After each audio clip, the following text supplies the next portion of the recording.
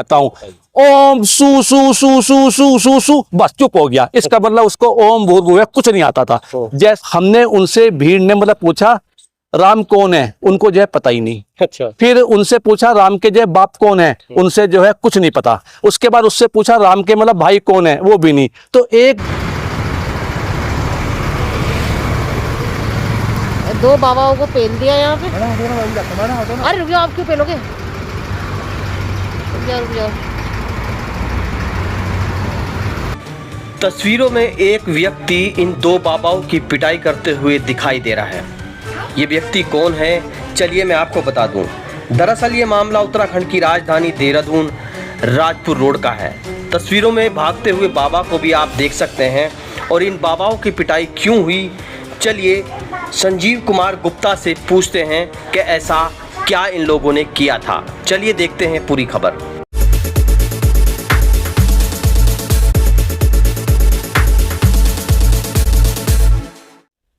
परिचय दे दीजिए सर अपना।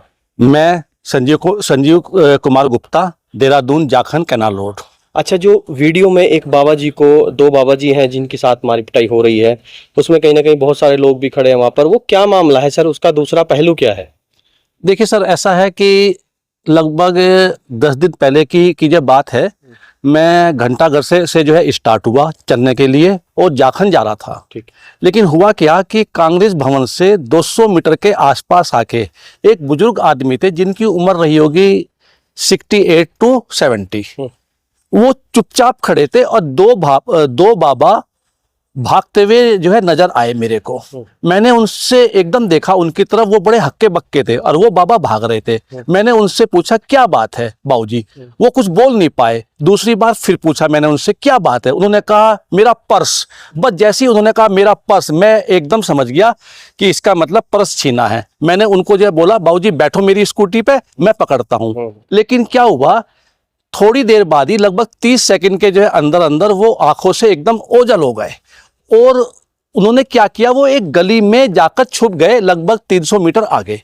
हम लोग आधा किलोमीटर ढूंढ कर आए लेकिन हमें जो है नहीं मिले।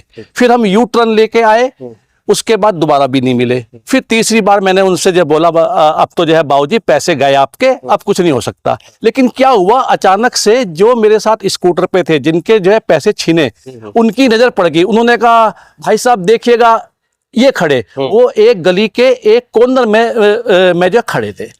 मैंने अपनी स्कूटी साइड में जो लगाई और उन बाबाओं के जो है बिल्कुल नियर अबाउट किया। जैसे ही मैं गया उन्होंने फिर भागना जो है शुरू कर दिया। मैंने लगभग 50 मीटर भागते हुए दोनों बाबाओं को जो पकड़ लिया। लेकिन हुआ क्या कि मेरी उम्र है लगभग 60 साल के जो है आसपास, तो एक बाबा हाथ छुड़ाकर भाग गया लेकिन एक को जो है कसकर पकड़ लिया। इतने में ही भीड़ पब्लिक इकट्ठी हो गई।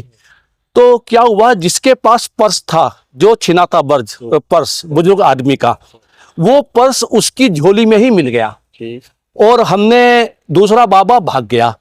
अब क्या हुआ, हमने उससे पूछा उस बाबा से कि वो कौन है जो दूसरा बाबा है। वो बोलने लगा कि नहीं मेरे साथ तो है ही नहीं। जब उसके 4-5 लप्पड़ लग गए कसके तो उसने बोला हाँ मेरा साथी था। तो इस तरह की जो है घटना थी ये। अब उसके बाद यदि कोई आदमी बैंक, फिर मैंने उनसे पूछा, जो बेचारे वो बुजुर्ग आदमी थे, जी आपके पास कितने पैसे थे? उन्होंने कहा जी मैंने 10,000 रुपये निकाले बैंक से, 1,800 रुपये मेरे पर्स में थे। तो उस पर्स में हमने जो है काउंट करा तो 11,800 रुपये थे। वो पैसा कुछ भी खर्च नहीं कर पाए और उस पर्स को जो है किसी और को मतलब जो है बाईपास जो है पास नहीं किया, मतलब वो पर्स मौके पर जो है पकड़े गए। ये कहानी थी। ठीक है। अच्छा, जो इस तरह के जो संदिग्ध बाबा घूमते हैं, क्या कहेंगे उनको? कई बार बाबा ऐसे भी होते हैं जो कपड़े भी नहीं पहनते और कहीं ना कहीं हमारी बहू बेटियां जो रोड पे घूमती भी हैं, अपना कार्य भी करती हैं, क्या एक छोटा सा मैसेज देंगे? देखिए साहब, जो बाबा के जो रूप में नहीं है उनको तो पकड़ पाना बड़ा मुश्किल होता है। और जो बाबा के जो भेष में है और यदि वो कोई गलत काम करें और यदि आइडिया भी लग जाए तो मेरे जैसे जिस उम्र में मैं हूँ, उस उम्र में भी सबको जो है संघर्ष करना चाहिए। ऐसे बाबा को जो है तत्काल पकड़े, कोई भी जो सिविल वाला आदमी हो।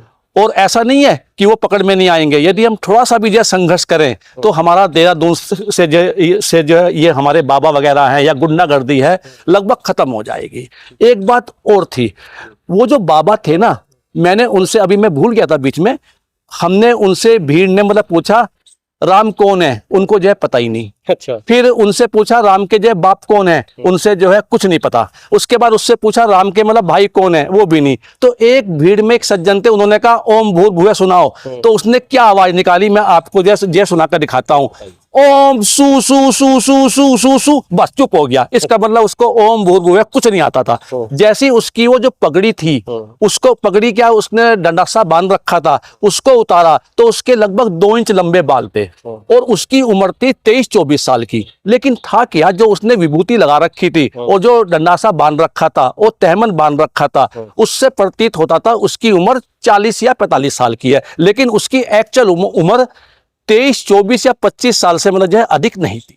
अच्छा, क्या मानते हैं ऐसे जो बाबा हैं, संदिग्ध बाबा, ऐसे जो शहर में बड़ी दुर्घटना को अंजाम दे सकते हैं?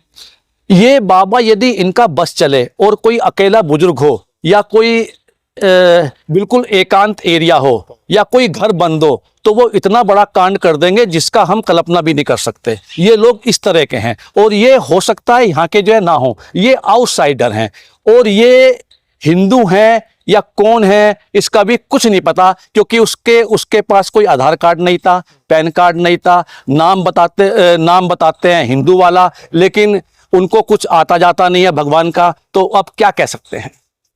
अच्छा, एक सवाल है प्यार भरा। अभी आपने बताया कि अभी आपकी 60+ उम्र है, आपकी तंदुरुस्ती का राज क्या है? देखिए साहब, सादा जीवन उच्च विचार।